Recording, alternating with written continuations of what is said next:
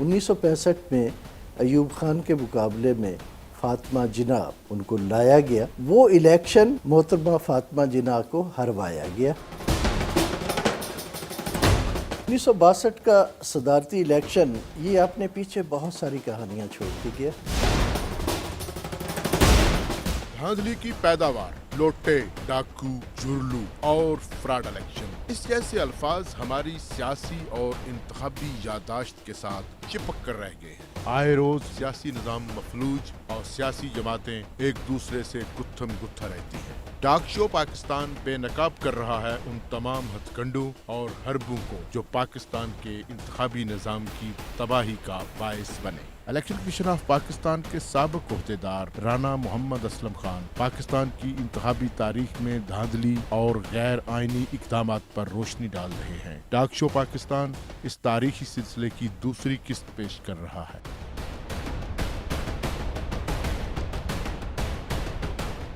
1935 کے ایکٹ کو ہی عارضی طور پر ہم نے اپنا کانسٹیٹیوشن رکھا، اور وہی اسمبلی جو 1946 کے الیکشن میں مورز وجود میں آئی تھی، اس کو ہم نے کانسٹیٹوئنٹ اسمبلی کے طور پر جاری رکھا، تاکہ وہ اسمبلی جو ہے وہ ایک لیجسلیشن کا کام کر سکے، پاکستان کے لیے ایک نیا قانون بنا سکے، ایک نیا آئین بنا سکے۔ اب آئین سازی کا کام بڑی سست روی سے جاری رہا۔ 1946 میں آئین بنایا گیا، لیکن بدقسمتی سے اس کو اکتوبر 1958 میں ایبروگیٹ کر دیا گیا۔ اس کے بعد مارشل لاء آیا، تو پھر مارشل لاء دور میں 1962 میں ایک نیا آئین جو ہے وہ بنایا گیا، اور اس آئین میں جو طرز حکمرانی ہے وہ صدارتی نظام متعارف کروایا گیا، اور صدارتی نظام جو ہے اس کے لیے ایک الیکٹورل کالج بنایا گیا، اور وہ الیکٹورل کالج جو تھا وہ مشتمل تھا بنیادی طور پر جو یونین کونسلز کے چیئرمین ہیں ان پر مشتمل تھا۔ یعنی بنیادی جمہوریت کا تصور دیا گیا، پہلے یونین کونسلز اور ڈسٹرکٹ بورڈز کے الیکشن کروائے گئے، اور پھر اس کے بعد جو یونین کونسلز کے چیئرمین تھے ان کو ووٹ کا حق دیا گیا کہ وہ صدر پاکستان کا انتخاب کریں گے۔ اب یہاں پہ بڑی دلچسپ صورتحال ہے کہ صدارتی نظام میں آپ ان لوگوں کو، چند لوگوں کو ووٹ کا حق دے رہے ہیں کہ وہ صدر منتخب کریں گے، اور صدر پھر اپنی مرضی سے اپنی کابینہ جو ہے اس کا انتخاب کرے گی، اور وہ چیئرمین یونین کونسل ان کو آپ اٹھا لیتے ہیں۔ ان کے پاس نہ تو یہ آج کی دنیا نہیں تھی، آپ بہت پیچھے جائیں۔ مجھے یاد ہے ہمارے گاؤں میں پولیس گئی، تو ہمارے جو چیئرمین یونین کونسل اس وقت کے تھے، ایک بزرگ تھے، باعزت آدمی تھے، بڑے پنجابی سٹائل میں انہوں نے پگڑی باندھی ہوئی تھی، اور وہ گلی میں آ رہے تھے، تو پولیس والوں نے ان سے پوچھا کہ کون ہو؟ اس نے کہا کہ جی میں چیئرمین ہوں۔ انہوں نے کہا چیئرمین ہے تو جاؤ چوکی دار کو بلا کے لاؤ۔ تو اب جس چیئرمین کو ایک کانسٹیبل یہ کہے کہ جاؤ چک کے چوکی دار کو بلا کے لاؤ، تو کیا وہ اپنی آزادی سے، اپنی مرضی سے ووٹ دے سکے گا؟ قطعاً نہیں۔ یہ ریگنگ تھی، یہ دھاندلی تھی۔ یعنی آپ نے نظام ہی ایسا تشکیل دیا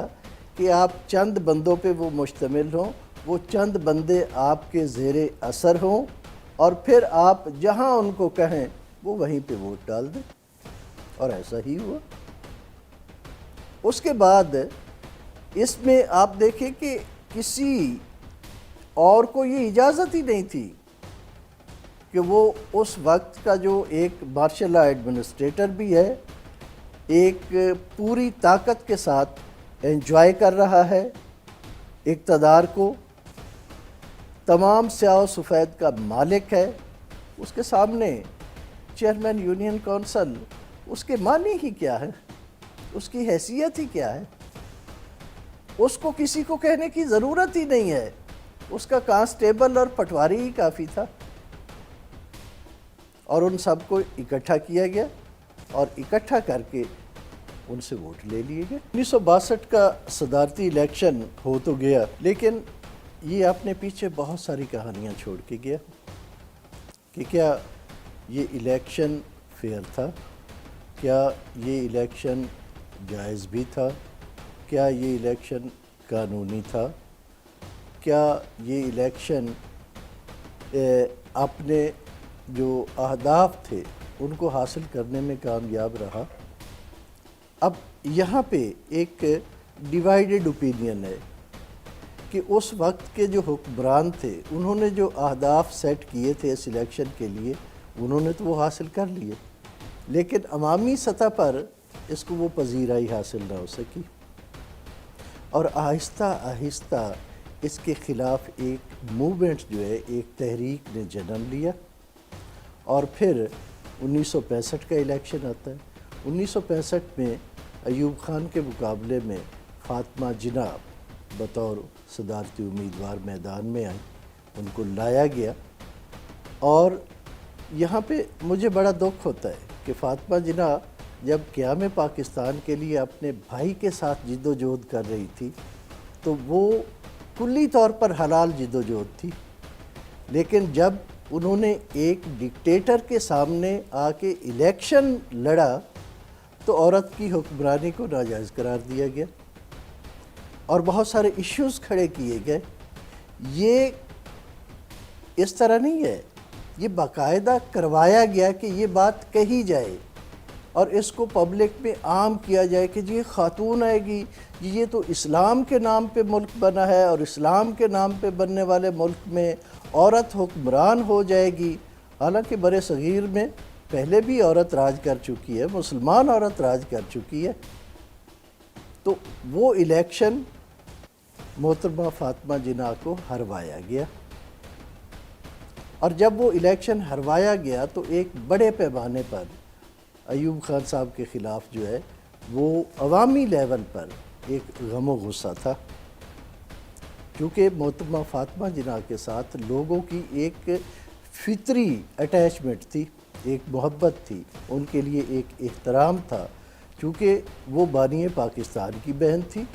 اور تمام عمر انہوں نے قیام پاکستان کے لیے ہر لمحہ ان کے ساتھ گزارا ہوا تھا، اور انہی کی کوششوں کے مرہون منت پاکستان جو ہے وہ وجود میں آیا تھا۔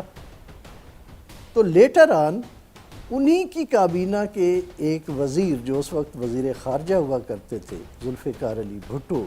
اور جن کے والد سر شاہ نواز بھٹو جو انڈیا کی اسٹیٹ تھی اس کے وہ وزیر اعظم تھے اور ایک نمایاں مقام رکھتے تھے وہ پاکستانی سیاست میں جب آئے، تو انہوں نے ایک بہت مقبول تقریر اقوام متحدہ میں کی۔ اس تقریر کو بہت شہرت ملی اور اس کی بنیاد پر ذوالفقار علی بھٹو کو بھی بڑی شہرت ملی۔ جب ذوالفقار علی بھٹو نے یہ محسوس کیا کہ عوام ان کے سحر میں آ چکے ہیں، تو انہوں نے پھر اس چیز کو محسوس کرتے ہوئے کہ عوام کے اندر ایک غم و غصہ جو ہے وہ ایوب خان کے خلاف موجود ہے، اس کو کیش کیا، ایک تحریک شروع کی، اور پھر 1967 میں لاہور میں انہوں نے پاکستان پیپلز پارٹی کی بنیاد رکھی اور ایوب خان کی کابینہ کو چھوڑ دیا۔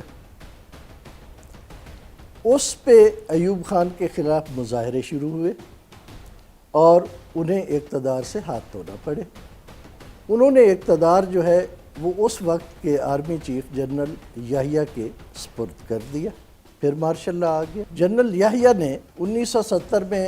الیکشن کروانے کا فیصلہ کیا تو اس کے لیے ایک LFO legal frame work order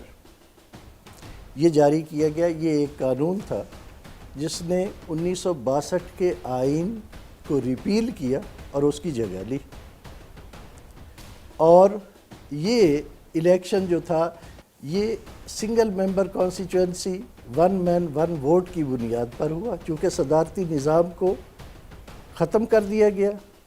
اور اس کے بعد ایل ایف او کے تحت جو ہے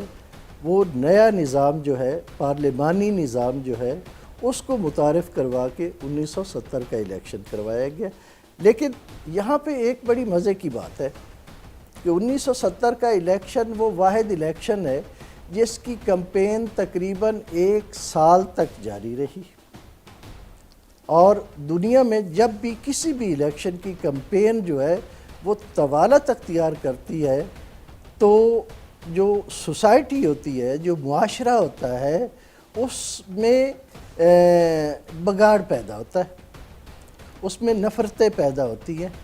آپ جتنا اس کمپین کو طویل کرتے جائیں گے تو سوسائٹی جو ہے وہ ڈس انٹیگریشن کا شکار ہوتی جائے گی، اور یہی وجہ ہے آپ دیکھتے ہیں کہ پاکستان میں، مشرقی پاکستان میں عوامی مسلم لیگ شیخ مجیب الرحمان جس کو ہیڈ کر رہے تھے وہ لیڈ کر گئی، اور یہاں پہ پیپلز پارٹی جو تھی جس کو ذوالفقار علی بھٹو ہیڈ کر رہے تھے وہ لیڈ کر گئی۔ 1970 کا الیکشن